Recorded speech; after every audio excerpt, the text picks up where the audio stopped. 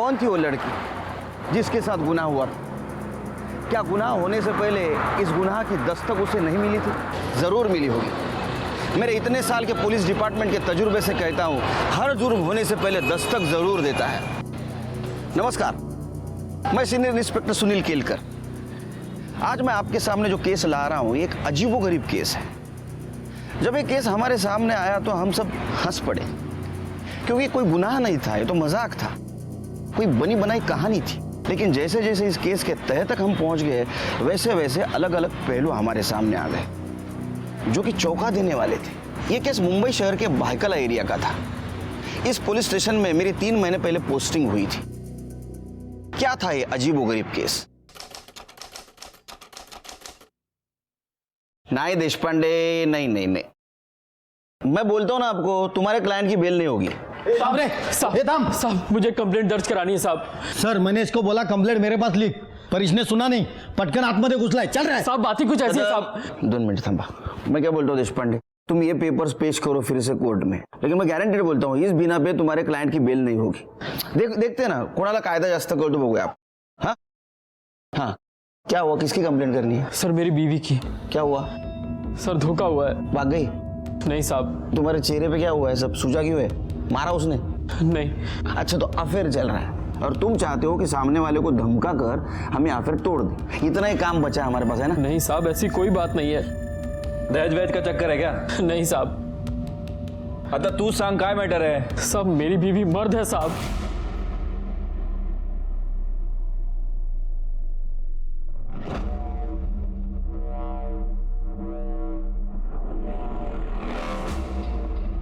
देशपांडे, देखा क्या लड़के ने लड़के के साथ शादी कर ली? अरे बाबा, लड़के ने लड़के के साथ शादी करना हमारे देश में गुनाह है, क्राइम, क्राइम, मालूम है ना? साहब वो बात नहीं है साहब। साहब मेरी बीवी ऊपर से औरत है। एक गांजा वांजा मार के आ गया तू? कुछ भी बोले जा रहा। चल तेरा मेडिकल करवाता हूँ। साहब मैं सच कह रहा हूँ, मेरा यकीन मानिए। सर इसका दिमाग खराब हो गया है, कुछ भी बोल रहा है। चल चल मोरे मोरे मोरे मोरे लो, और ऑडियंस भी आ गई। अब इनको भी समझाओ। बताओ, एक काम करो, बैठो इधर, बैठो बैठो। नाम क्या है बाबा तुम्हारा? साहब रेहान खान। रेहान खान। अच्छा रेहान खान, तुम्हारी शादी मतलब तुम्हारा निकाह कैसे हुआ? अरेंज मैरिज या लव मैरिज? साहब लव मैरिज। लव मैरिज है तो तुम्हें शादी के पहले पता नहीं चला वो औरत है या मर्द है? साहब मैंने आपसे बताया ना, वो ऊपर से औरत है साहब। अरे तुम्हारा शादी के पहले कुछ हुआ नहीं क्या? मतलब जो होने से पता चलता है क्या है क्या नहीं, वो? नहीं साहब, मैंने कुछ नहीं किया। कुछ नहीं? तुम्हारा अफेयर कितने साल था? साहब 1 साल।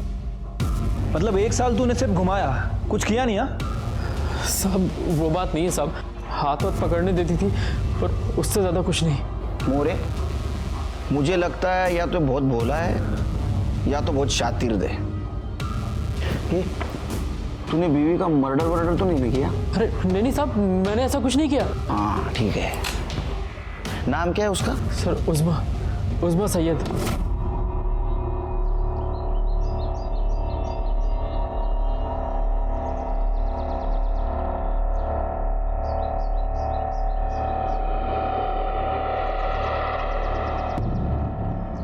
क्या कर रहे हो? 1 घंटा लेट आई हो, हर्जाना तो भरना ही पड़ेगा।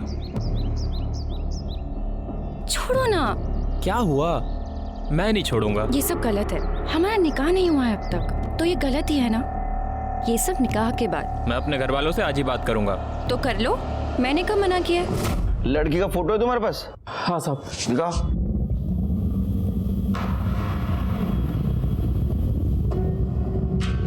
लड़की तो एकदम नॉर्मल लगती है। मोरे बघा होगा वेगळं दिसतं का?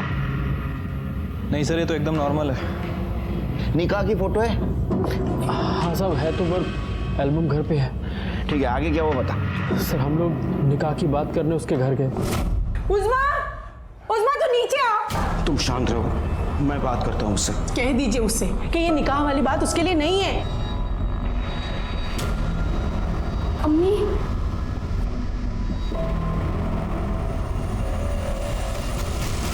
बेटा तुम जानते हो तुम ये क्या करने जा रही हो?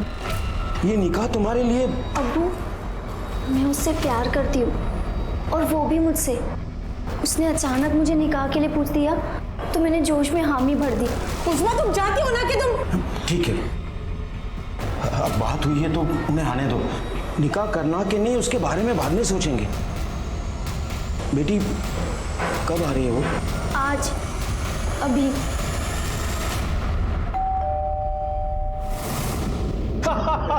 क्या बात कही है भाईजान, वाह वाह माशाल्लाह। भाईजान, हमें तो हमारे बेटे की पसंद बहुत जच गई। क्यों बेगम, सही कहा आपने? सच कहूं भाईजान, पहले मैं थोड़ी नाराज थी, पर इसे देखा मेरी सारी नाराजगी दूर हो गई। सही कहा बेगम आपने। जी मैं वो कह रही थी कि बच्चे अभी जवान हैं और पढ़ाई भी पूरी नहीं हुई है तो। अरे भाभी जान, आप फिक्र ना करें, उज़मा पढ़ेगी, निकाह के बाद पढ़ेगी। अरे हम पढ़ाएंगे उसे। भाई हमारे रेहान को तो हमारा कारोबार संभालना है, फिर निकाह क्यों डालना भाईजान? हैं? भाईजान कोई बात है तो बोल दीजिए। अरे देखिए भाभी जान, हमें तो सिर्फ आपकी बेटी चाहिए। अगर आप लोगों को चाहिए, कुछ मन में बात है तो प्लीज हमें खुल के बताइए। नहीं नहीं, ऐसी कोई बात नहीं है।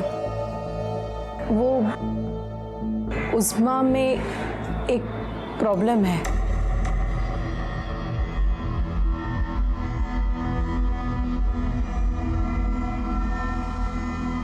क्या?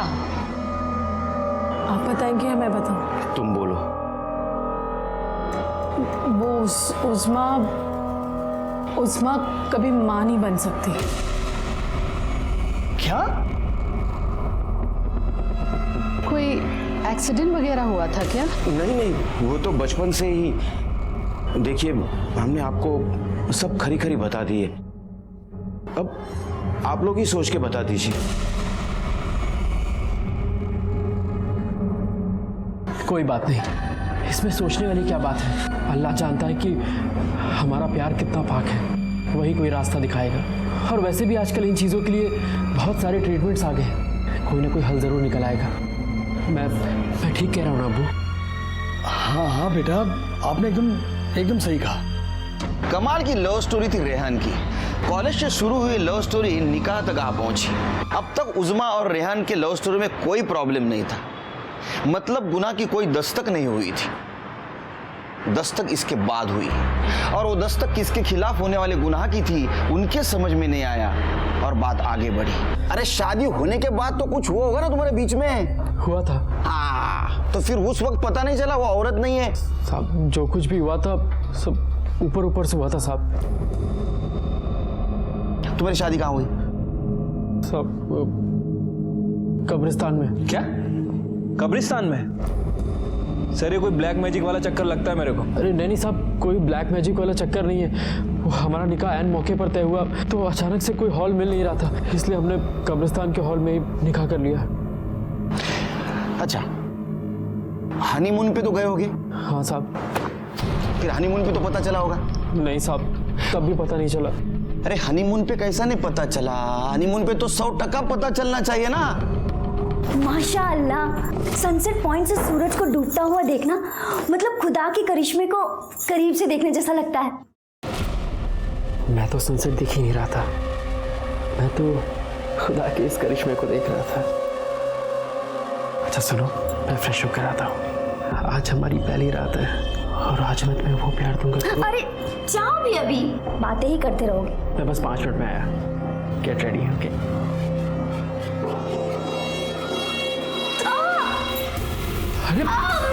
उज़मा, क्या हुआ तुम्हें? हाँ? बैठो। मेरी पीठ में अचानक से दर्द। कैसे? अभी तो ठीक थी, क्या हुआ? वो मुझे हारने का प्रॉब्लम है ना। अच्छा मैं काम करता हूँ, होटल में फोन करता हूँ, किसी डॉक्टर को बुला देंगे। नहीं जरूरत नहीं है, मैं 1-2 दिन आराम कर लूंगी तो ठीक हो जाएगा। पर ऐसे तुम बस मुझे लिटा दो। अच्छा ठीक है, तुम टेंशन मत लो, तुम आराम करो। और तेरे हनीमून की बैंड बज गई, तुझे पता भी नहीं चला। अच्छा, आगे कब पता चला? क्या है? हाँ, फिल्म की शूटिंग है, चलो निकलो। चलो काम करो, और बाहर किसी को पता नहीं चलना चाहिए क्या चल रहा है यहाँ। चलो चलो चलो. मोरे हाँ. बाहेर जरा बघा, व्हिडिओ शूटिंग वगैरे करत नाही ना कोणी? नहीं सर, कोई नहीं. नहीं नहीं, उनसे भी डरना पड़ता है. एक्शन लेने से पहले सोशल मीडिया वाले शुरू हो जाते हैं. अब तू शुरू हो जा, बोल. साहब वो बार बार अपनी अम्मी के घर जाने लगी, ये कह के कि डॉक्टर उसका इलाज कर रहा है. पर एक दिन सादिया भाभी मुझसे बोली, अभी सादिया भाभी कौन है? मेरे बड़े भाई सलमान की वाइफ. अरे क्या हुआ भाभी, आप ऐसे क्यों खींचे मुझे? रुको और मेरी बात सुनो. हर महीने दवाई के साथ जो तुम उज़्मा के लिए सैनिटरी पैड्स लाते हो ना, हाँ. ये देखो, ये उसने फेंक दिए और वो भी बिना इस्तेमाल किए. ऐसा क्यों कर रही है वो? साहब मुझे थोड़ा थोड़ा शक तो हो रहा था कि वो क्यों खुद को मुझसे दूर रख रही है, पर असल वजह मुझे समझ में नहीं आ रही थी. पर एक दिन बात ऐसे सामने आई, मेरा दिमाग ठनका और सुना तूने मैंने क्या कहा? मुझे तुझे देखना है, कपड़े उतार. ये क्या कह रहे हो तुम? मैं जानती हूँ कि मैंने तुम्हें दूर रखा है, लेकिन बस अब कुछ ही दिनों की बात है. जैसे ही मेरा दर्द ठीक हो जब जाएगा. होगा तब होगा. मुझे तुझे भी देखना है. कपड़े उतार, कपड़े उतार. अल्लाह का खौफ नहीं है तुझे? अरे क्यों फंसाया मेरे बेटे को और हमें? छी, मुझे तो यकीन ही नहीं हो रहा कि इतनी घटिया बात ये उसके परिवार वाले हमसे छुपा भी सकते हैं. मेरे बेटे की जिंदगी बर्बाद कर दी. ये बात बाहर जाएगी तो हम किसी को मुंह दिखाने के काबिल नहीं रहेंगे. अरे मैं तो कहता हूँ ये बात बाहर आए ना, उससे पहले भेज दो इसके घर. चल अपना सामान लपेट और निकल यहाँ से. नहीं, नहीं जाऊंगी. प्यार करती हूँ रेहान से मैं. या अल्लाह, ये तुम क्या कह रही हो? तुम एक मर्द हो, ये पाक नहीं है. अल्लाह ने ही मुझे ऐसा बनाया है, तो उसमें मेरी क्या गलती है? क्या मुझे कोई हक नहीं है कि मेरा भी शौहर हो? तुझे कोई हक नहीं है.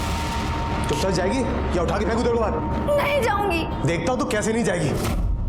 देख दोस्त, ये ना 420 का केस बनता है, उससे बदनामी होगी. अगर मेरी बात माने तो तुम आपस में निपटा लो. कुछ नहीं हुआ तो हम लोग हैं ना, फिर करेंगे केस. साहब प्रॉब्लम वो नहीं है, कुछ और है. उज़्मा 4-5 दिन से गायब है. गायब है? गायब है या तुमने गायब किया? नहीं साहब, हमने कुछ नहीं किया, बल्कि कुछ लोगों ने कल मुझे पीटा. अरे यार ये सब क्या है भाई?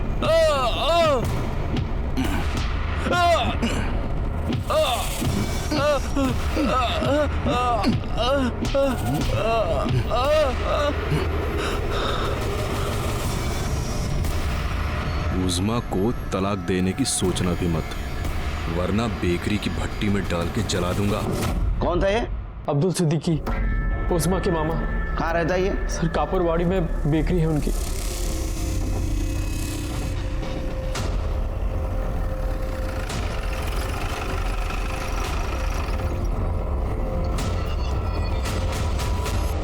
जल्दी आप साफी मार, जल्दी मार बेटा. अब्दुल सिद्दीकी तू ही है? या मैं ही अब्दुल सिद्दीकी. रेहान खान को क्यों पिटवाया तूने? क्या बात हुई सर? कमाल है, खुद धोखा देते हो, खुद पिटवाते हो. हमने किसी को धोखा नहीं दिया सर. जो सही है वो बताया था पहले ही. क्या कि वो मां नहीं बन सकती, तब उनकी वजह समझ नहीं आई. मना करने के बावजूद निकाह किया, वो भी जल्दी जल्दी में. हाँ, उज़्मा को प्रॉब्लम था, उनकी है, और उसकी वजह से उसको जानवरों की तरह पीटने का लाइसेंस नहीं मिल जाता उनको. किसने मारा था? तो सलमान ने बेल्ट से मारा. आप फोटो देखो साहब.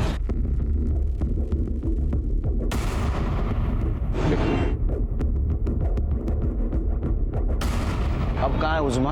वो मार खा के घर को आई. मैंने बोला इधर ही रुको. इतने में तो इन लोगों ने बवाल कर दिया, बात पूरे एरिया में फैल गई. अरे देखो देखो कौन आ रही है, किन्नर की अम्मी. अरे नाजिया, तुमने तो एक तीर से 2 निशाने लगा दिए. बेटा भी मिल गया और बेटी भी. कहाँ छुपा के रखा है? उज़्मा को बाहर निकालना. निकाल कहाँ है? वो लड़की नहीं. मेरी आप लोगों को कोई कुछ नहीं बोलेगा. मेरी तो आइटम है, आइटम.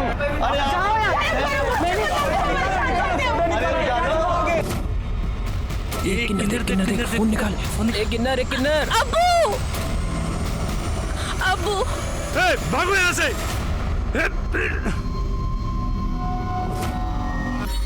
उज़्मा के साथ ये सब होने के बाद मैंने उसे आदर्श नगर वाले फ्लैट में शिफ्ट करा दिया था। उसी जिल्लत में मैंने रेहान को पिटवाया था। खुदा कसम साहब, मैंने आज तक कभी कोई गलत काम नहीं किया है। हमें उज़्मा से बात करनी है। वो तो वहाँ गई थी ना, फिर वापस नहीं आई। हमें लगा उनके बीच में सुलह हो गई। साहब मुझे उज़्मा की फिक्र हो रही। आप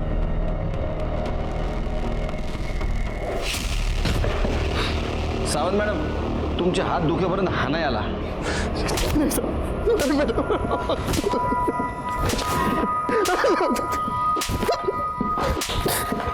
हाँ बस बस। कैसा लगता है कुर्सी पे बैठ के औरत के हाथ का मार खाना? बता, उज़्माला का मारलं? अरे मैं तो भूल गया, तेरे को मराठी नहीं आती है, हिंदी में पूछता हूँ, उज़्मा को क्यों मारा? अब मैं सच कह रहा हूँ साहब, उज़्मा को मैंने नहीं मारा। लगता है तेरे को मार खाने का बहुत शौक है। फोटो दाखव याला। ये क्या मेकअप क्या है? तूने मारा ना? साहब वो यार खुदा की लेन करो यार, प्लीज यार, रोको इन्हें। जिसकी जिंदगी बर्बाद की बहन है, उसको बचाने को बोल रही है? अरे क्या कर रहे हो? छोड़ो उसे, जान लोगे क्या इसकी?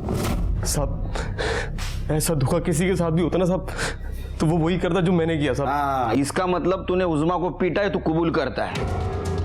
याला ना इथेच राहू द्या और ऐसी खातिरदारी करो ना, सुधर जाएगा।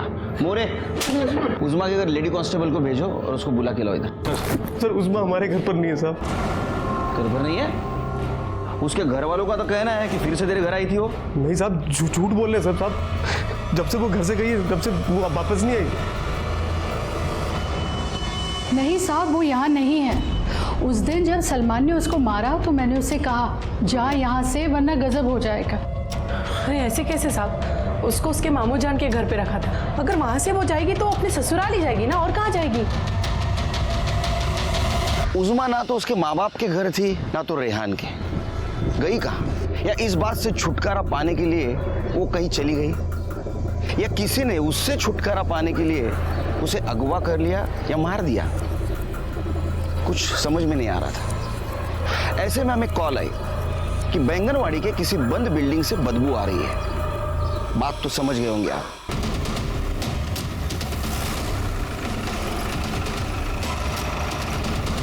जब वहां हम गए तो हमें उज़्मा की सड़ी हुई लाश वहां मिली। और ताज्जुब की बात तो यह है कि उसका निचला हिस्सा जलाया गया था। क्या नसीब लेके पैदा हुई थी उज़्मा। मुरे, अगर ये प्यार में ना गिरती तो ना इसकी शादी होती, ना ये क्राइम होता। अब ऊपर वाले ने इसको ऐसा बनाया, इसमें इसकी क्या गलती थी? एनीवेज, तुम पोस्टमार्टम के लिए बॉडी को भेज दो। अरे बिल्डिंग किसका, जरा पता करो। ठीक है सर। वो उज़्मा की फैमिली को इन्फॉर्म कर दूं? दोनों फैमिली को एक साथ बोला मॉर्ग में, रिएक्शन तो देखे।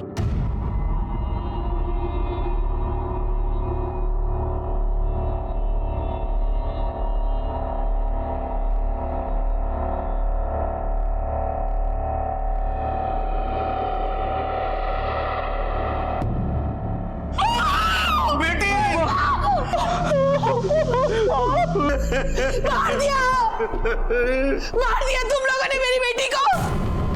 ये सब आप लोगों की वजह से हुआ है। अपनी बेटी की खामियां बता दी आप लोगों को, फिर भी मेरे बेटे से निकाह करवाया आपने। तूने मार डाला मेरी बेटी को। नहीं छोड़ूंगा मैं। नहीं छोड़ूंगा मैं।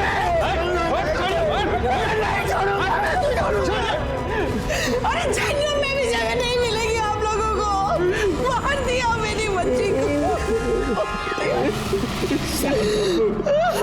उज़्मा के घर वालों का कहना था कि वो कभी मां नहीं बन सकती। उज़्मा का निकाह कब्रिस्तान में होना और उज़्मा का रेहान के साथ शारीरिक संबंध ना रखना, क्या ये रेहान के लिए आने वाले गुनाह की दस्तक नहीं थी? थी, लेकिन उसके प्यार ने इस दस्तक को नजरअंदाज करने पर मजबूर कर दिया था। अब उज़्मा को भी किसी ने मार दिया था, क्या उसे भी इस गुनाह के पहले की दस्तक मिली थी? नहीं, तू आज एक काम कर, खाना पुलिस स्टेशन में भेज दे। हाँ, नहीं, दाल खिचड़ी चलेगी। एक काम कर, फक्त डाळ जास्त, मीठ आणि राइस कमी।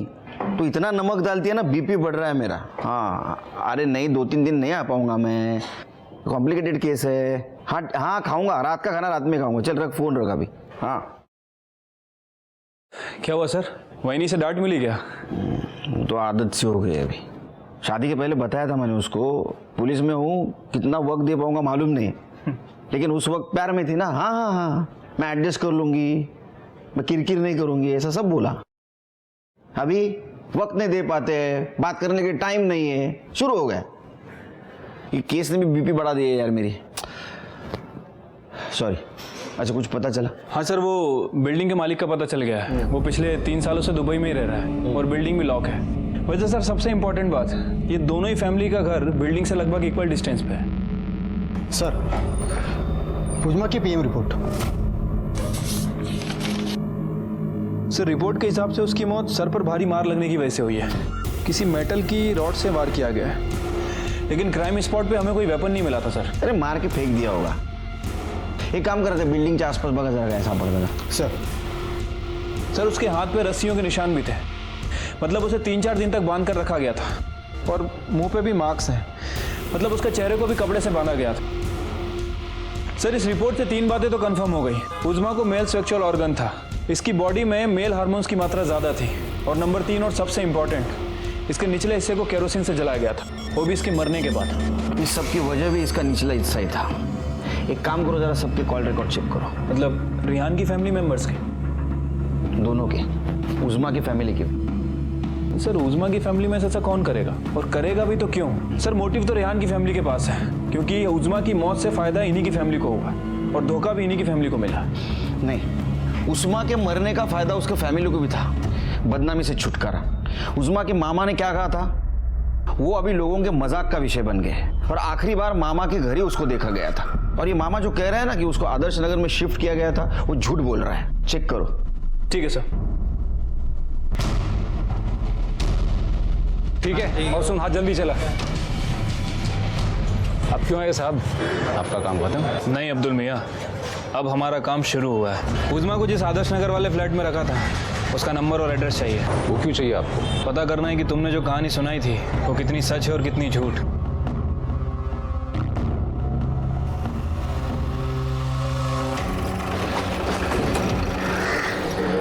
तुम वॉचमैन हो इस बिल्डिंग के?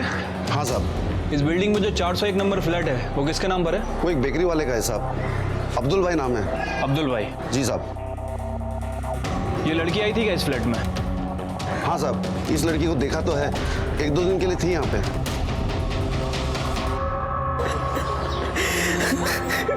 सब मेरी गलती है, मेरी गलती है। गलती तो हम सबसे हो गई। इस निकाह के लिए मैंने अपनी बेटी का साथ दिया, हमारी बेटी में दोष है, ये हमें मान लेना चाहिए था। गुनाह किया है मैंने, गुनाह किया है, अल्लाह मुझे कभी माफ नहीं करेगा। अरे क्या गुनाह किया है, अल्लाह क्यों माफ नहीं करेगा? मेरी वजह से मर गई मेरी बच्ची, मेरी वजह से। अरे धीरे बोल, कोई सुन लेगा। कोई सुन लेगा तो सुन लेने दीजिए, मुझे तो मेरे गुनाहों की सजा मिलनी चाहिए। मार दिया मैंने अपनी बच्ची को, मर गई वो।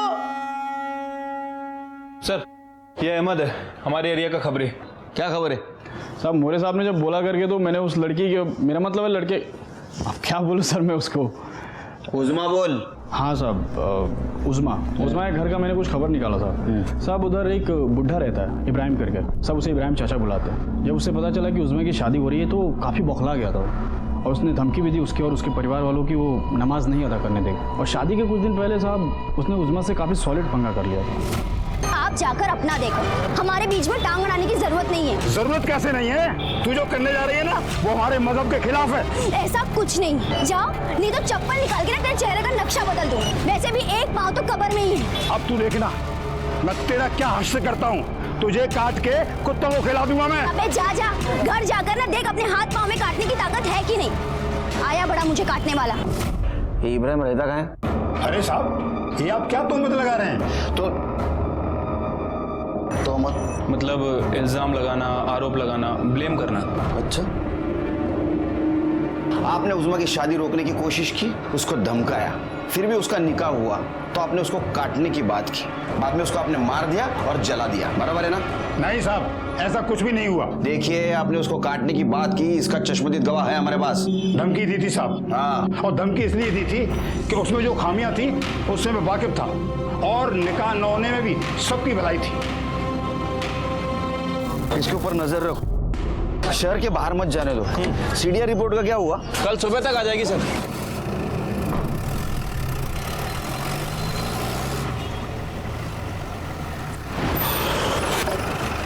सर, सभी के कॉल रिकॉर्ड आ गए। अच्छा, सलमान कहाँ था मर्डर के दिन?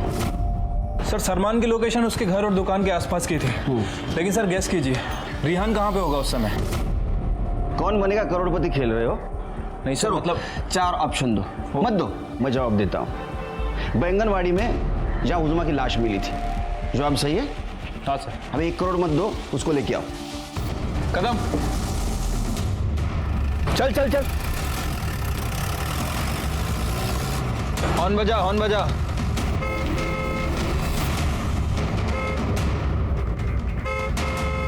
सुन ही नहीं रहा ये तो। एक काम कर, ओवरटेक कर।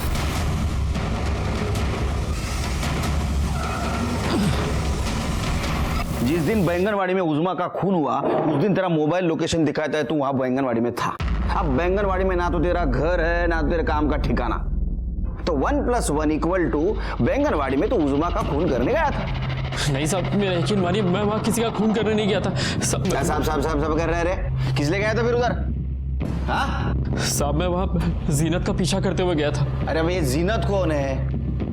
साहब, वो उज़मा की पार्टनर थी। मतलब दोनों का चक्कर था? तेरे को कैसे पता चला रे? सब शादी के बाद उज़मा हर दोपहर कहीं काम है बोल के जाया करती थी। मुझे शक हुआ साहब, ये बीमार है फिर भी रोज आती है, तो एक दिन मैंने उसका पीछा किया।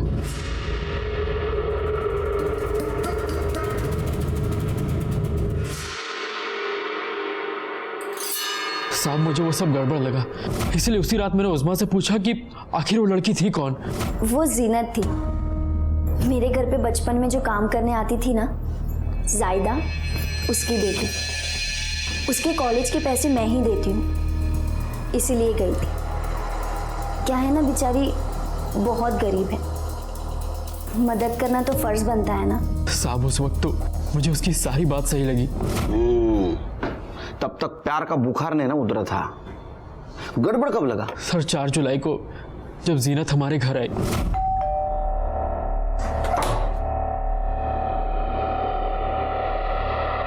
अस्सलाम वालेकुम। वालेकुम अस्सलाम। आप? जी, मेरा नाम जीनत है। ज़रा उज़मा को बुलाइए ना। उज़मा तो यहाँ नहीं है, वो उसके घर पर है। अच्छा, कब से? कौन है रेहान? कोई नहीं अम्मी। कोई बात नहीं, हम उससे वहीं जाकर मिल लेंगे। साहब, जिस लड़की के कॉलेज का खर्चा उज़मा उठा रही थी, उसके पास खुद की गाड़ी थी। मेरा तो दिमाग सटक गया साहब। मैंने उसी वक्त उसका पीछा किया और बैंगनवाड़ी में उसके कार के आगे अपनी बाइक डाली।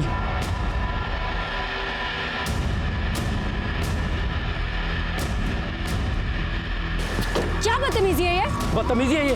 पहले तो ये बता, तेरा और उज़मा का क्या रिश्ता है? दोस्त है हम। दोस्त है? पर वो तो कहती तू उसकी पुरानी नौकरानी की बेटी है। हाँ, और तेरे कॉलेज के पैसे भी वही देती है? पैसे वो देती है, लेकिन उसके लिए नहीं। मतलब ये कि मुझे उज़मा के प्रॉब्लम के बारे में पता है और मैं मुंह ना खोलूं, इसके लिए वो मुझे पैसे देती है। इस बार नहीं लिए, वही लेने आई थी। पर तुझे उसकी प्रॉब्लम के बारे में कैसे मालूम पड़ा? उज़मा मेरे कॉलेज की दोस्त है, हम खास दोस्त हैं, लड़कियों वाले। तुझे बिल्कुल शर्म नहीं आती है ना? अरे शर्म काहे की? तू अपना रिश्ता उसके साथ खत्म कर दे, समझा? उज़मा मेरी है। मतलब उस बेचारे के उस हालात का भी कोई फायदा उठा रहा था? ये जीनत कहाँ मिलेगी इस वक्त? साहब, उसका ठिकाने का तो मुझे नहीं मालूम। उसकी कार का तो नंबर याद होगा? हाँ साहब, उस दिन पीछा करते वक्त मैंने उसकी कार की फोटो खींची थी। ठीक है, ये देखिए साहब।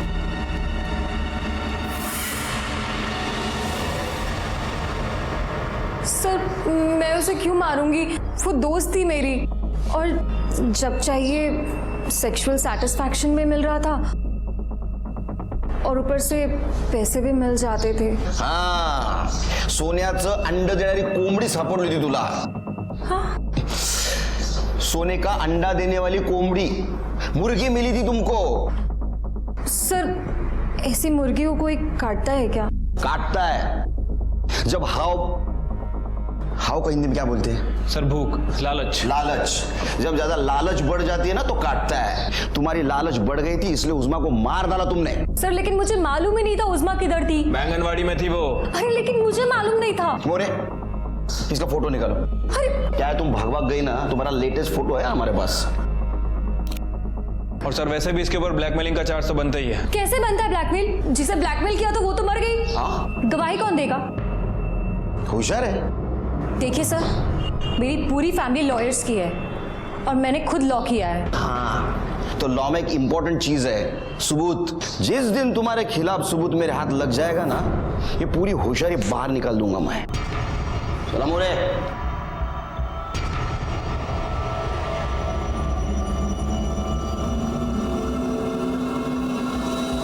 हेलो।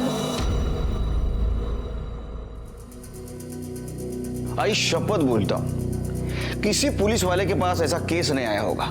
रेहान, सलमान, जीनत, सबके पास मर्डर का मोटिव था, लेकिन किसी के खिलाफ हमारे पास सबूत नहीं था।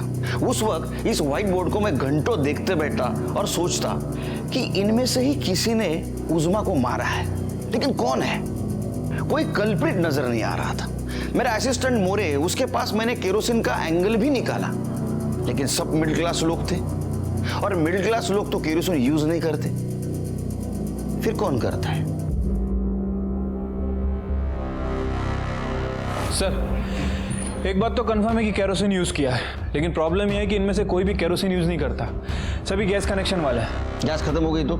सर गैस खत्म कहाँ होती है, क्योंकि ये लोग गैस पाइपलाइन का यूज करते हैं और जिस बिल्डिंग में ये लोग रहते हैं वहाँ सभी जगह गैस की पाइपलाइन लगी हुई है। रियान के घर भी और ये जीनत के घर भी। नहीं, लेकिन मोरे, उज़्मा के निचले वाले हिस्से को जलाने के लिए कल्प्रिट ने केरोसिन कहां से लाया? मुझे अभी भी लगता है कि ये कांड उज़्मा की फैमिली ने किया है। और सर मुझे लगता है कि ये कांड रिहान या उसकी फैमिली में से किसी ने किया है, क्योंकि उज़्मा को उसके मामा के घर रखा गया था और वहां से वो निकलकर रिहान के घर चली गई। और अभी तक हमें जो इन्फॉर्मेशन मिली है सर, ये बात तो कंफर्म है कि उज़्मा को फिजिकल प्रॉब्लम होने के बाद भी वो रिहान से प्यार करती थी। ये बात सही है। हाँ सर, हो सकता है कि वो रिहान के पास वापस गई हो, उसे अपनाने की रिक्वेस्ट की हो, बातों बातों में उनकी बात बिगड़ गई हो, फिर रिहान या सलमान उनमें से कोई उसे बिल्डिंग के पास ले गया हो, उनका झगड़ा हुआ हो, उनमें से किसी एक ने या फिर दोनों ने उज़्मा को मार दिया हो और फिर उसके निचले हिस्से को जला दिया। मुरे यार, घूम फिर के वहीं आ रहे यार हम लोग। जिसके घर में गैस है वो केरोसिन क्यों यूज करेगा? यानी एक काम करो तुम ना, ये दोनों ने तीनों के घर चेक करो, एक जीनत का भी घर चेक करो और देखो कहीं केरोसिन या केरोसिन का खाली डिब्बा मिलता है क्या।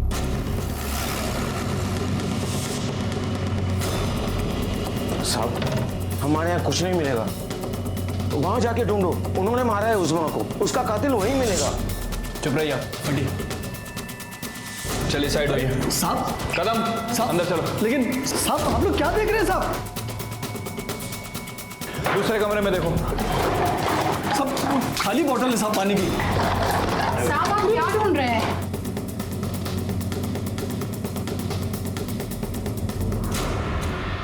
देखिए साहब, आप ये ठीक नहीं कर रहे हैं।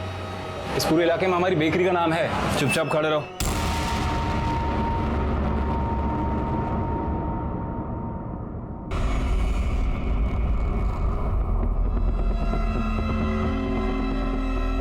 ये केरोसिन का डिब्बा आपका है? हाँ। केरोसिन क्यों लगता है आपको? गैस खत्म हो जाता है तो। आपके घर में तो पाइपलाइन वाला गैस है ना, वो तो कभी खत्म नहीं होता। क्यों मोरे? हाँ सर। ज़्यादा खाना पकाना होता है तो इसे ही इस्तेमाल करते हैं। अरे हाँ, ऐसा हो सकता है, ऐसा हो सकता है। तो फिर वो स्टोव कहाँ है? स्टोव? अब कैसे बताऊं आप? वो स्टोव रहता है ना खाना पकाने के लिए, एक नीचे ऐसा पंप रहता है, बाजू में ऐसा एक ढक्कन रहता है, उसमें ऐसा केरोसिन डालने का, लगाने की माचिस, पंप मारने का, सब भड़क जाती है आग। वो स्टोव कहाँ है? स्टोव रिपेयर होने गया है। रिपेयर का दुकान कहाँ है? एड्रेस दो, मोरे लेके आएगा।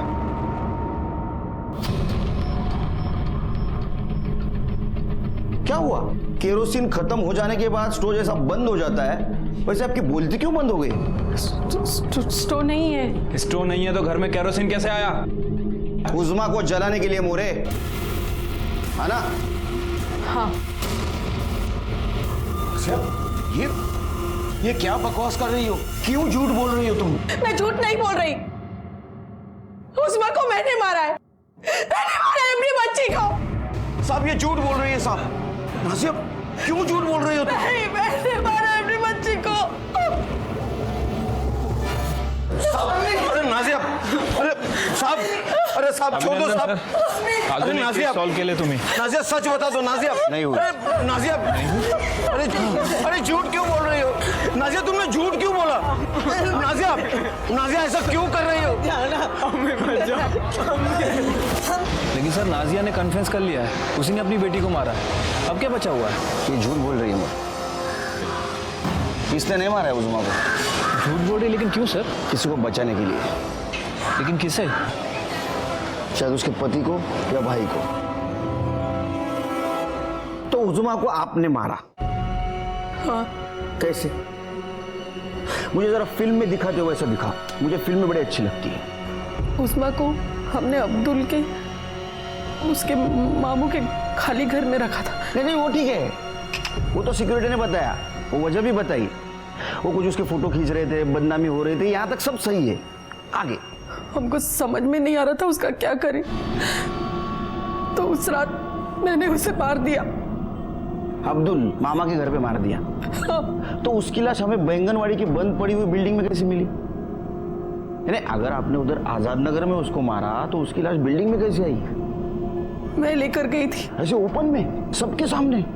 किसी ने देखा नहीं? मतलब एक औरत की लाश ले जा रही है और उसे किसी ने नहीं देखा? चादर में लपेट के लेकर गई थी। सावन मैडम तुमका वजन का है? सामाजिक नहीं, शारीरिक? 56। उज़्मा भी शायद इसके आसपास ही होगी ना? तो चलो एक काम करते, आमच्या सावंत मॅडमला उचलून दाखवा, उनको उठा के दिखाओ। चलो उठो 1 2 3। सब याद आया। क्या? मैंने उसको बिल्डिंग में ही मारा था। तो उज़्मा को आपने बिल्डिंग में मारा, तो बिल्डिंग तक क्या वो चलती आई? हाँ। उसको नहीं मालूम था कि मैं। हाँ, उसको कैसा मालूम होगा कि एक माँ बेटी को मारेगी? अच्छा कैसे मारा? पत्थर से उसके सर पे मारा। पत्थर से मारा? हाँ, बिल्डिंग में पत्थर कहाँ से आया? और था तो हमें मिला क्यों नहीं? और जो केरोसिन जिससे जलाया था, वो केरोसिन क्या रात में राशन की दुकान से लिया था? रात के वक्त कौन सा राशन का दुकान खुला था? उज़्मा के पेट में खाना नहीं था, 4-5 दिनों से उसको भूखा रखा था। हाँ? साहब आप इतने सवाल क्यों पूछ रहे हैं? मैंने बोला ना मैंने अपनी बेटी को मारा है। आप मुझे सजा दो और बात यही खत्म करो। ऐसी बात खत्म नहीं कर सकते हम। एवढं थोड़ी सोपं असतं ते आमच्यासाठी। वो सबूत इकट्ठा करना पड़ता है, वो कोर्ट में पेश करना पड़ता है, बहुत झमेला रहता है उसका। उज़्मा को आपने नहीं मारा।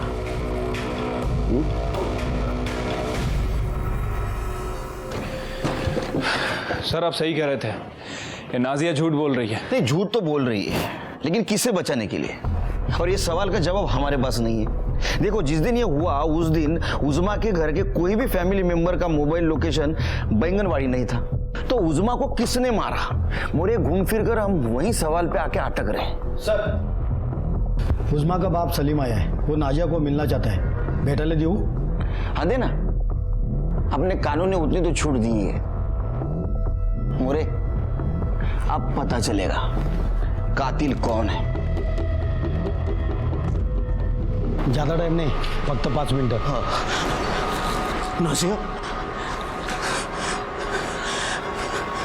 नाज़िया तुमने झूठ क्यों बोला?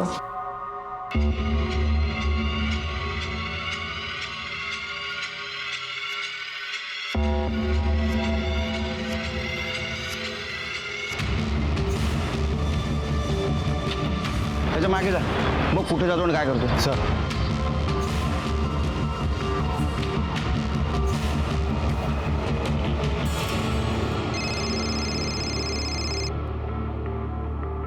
हाँ नाइक बोला। चलो बच्चों अरे कहाँ चले सलीम मियाँ? जी वो मैं मोरे बैग चेक करा।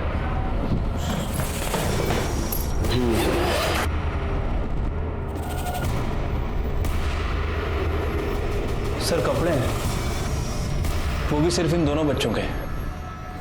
अच्छा, तो तुम नहीं भाग रहे थे, बच्चों को भगा रहे थे।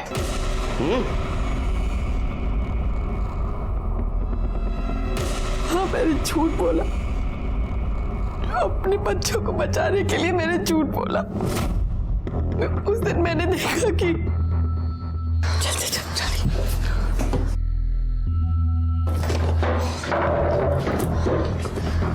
क्या कर रहे हो? कुछ नहीं अम्मी। और ये घासलेट का खाली केन कहाँ से आया? वो मम्मी स्कूल का प्रोजेक्ट था। ये स्कूल वाले भी ना जाने क्या क्या करवाते हैं।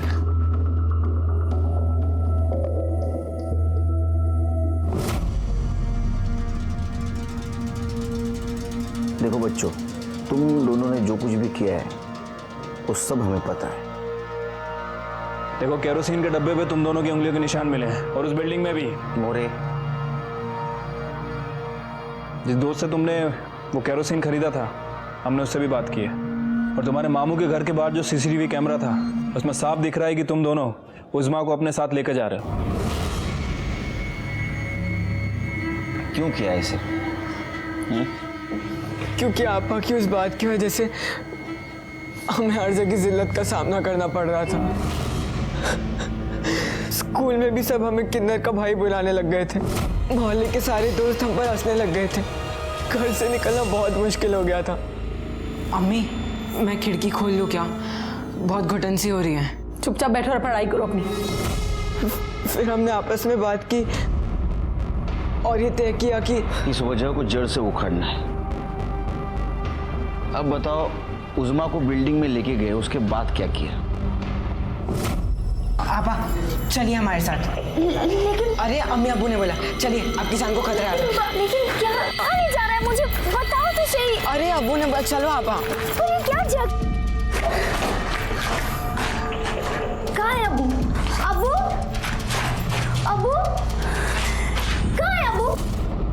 2 दिन वही बांध कर रखा, मारने की हिम्मत नहीं हो रही थी। फिर हिम्मत जुटी तो दोस्त से केरोसिन लिया और फिर भाई का काम होता है बहन की दुश्मनों से रक्षा करना, लेकिन तुम दोनों तो उसके दुश्मन हो गए। उस्मान और उमर दोनों अंडर एज होने के कारण उनका केस जुवेनाइल कोर्ट में चली जहां उन्हें सजा हुई। उन्हें 2 बड़े गुनाह की 2 बार दस्तक मिली थी, लेकिन उन्हें वो सुनाई नहीं दी। मैं आपसे एक बात पूछता हूं, क्या गलती थी उज़्मा की? दुनिया में ऐसी कई लड़कियां हैं जिसे ऊपर वाले ने हमसे अलग बनाकर भेजा है, तो क्या उन्हें जीने का हक नहीं है? और आज साइंस ने इतनी तरक्की कर ली है कि हर प्रॉब्लम का सलूशन अपने पास है, तो डरे क्यों? मैं सीनियर इंस्पेक्टर सुनील केलकर आप सबसे विदा लेता हूँ। फिर मिलेंगे अगले एपिसोड में। तब तक के लिए सतर्क रहिए और देखते रहिए क्राइम पेट्रोल दस्तक। मकसद बताना नहीं, बचाना है। जय हिंद।